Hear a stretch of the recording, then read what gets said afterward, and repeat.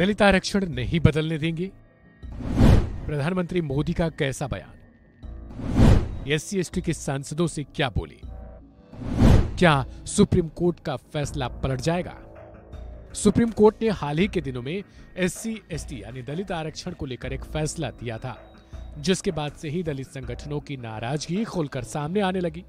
मायावती से लेकर चिराग पासवान हो या फिर खुद चंद्रशेखर रावत, सबने एक सुर में ही इस फैसले का विरोध किया। देश की सर्वोच्च अदालत के SC/ST आरक्षण में बदलाव के फैसले पर दलित नेताओं में उबाल खुलकर देखा गया। यहां तक कि सरकार की सहयोगी पार्टियां भी इस मुद्दे पर एक मत नजर नहीं आई।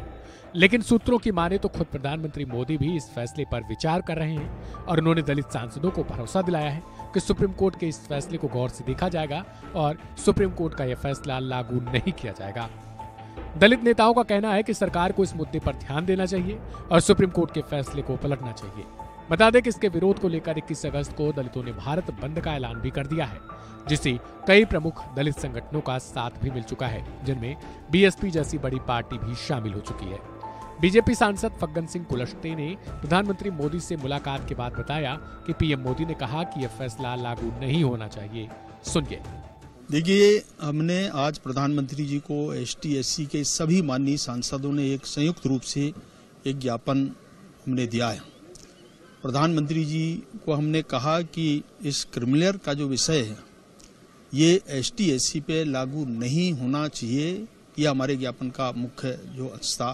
प्रधानमंत्री जी ने भी इसको स्वीकार किया कि संविधान सम्मत ये क्रिमिनल लागू नहीं होना चाहिए। ये उनने भी इस बात को कहा ST/SC पे नहीं लागू होना चाहिए।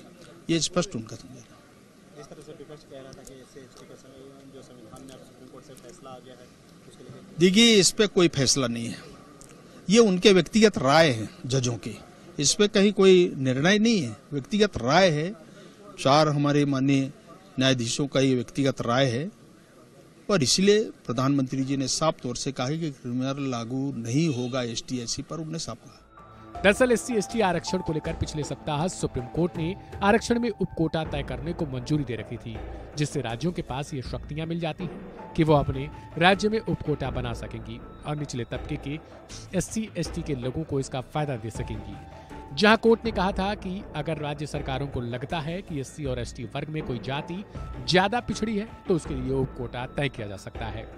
बहरहाल देखने वाली दिलचस्प बात होगी कि आने वाले समय में क्या मोदी सरकार इसके लिए कोई अध्यादेश लेकर आती है या फिर किसी तरीके से और इस फैसले को पलटने पर विचार करती है। खबर को लेकर आप अपनी राय कमेंट बॉक्स में जरूर लिखें। इस खबर को शेयर करें ताकि दूसरों तक ये बात जरूर पहुंचे। चैनल को सब्सक्राइब करें और बेल आइकन को दबाएं।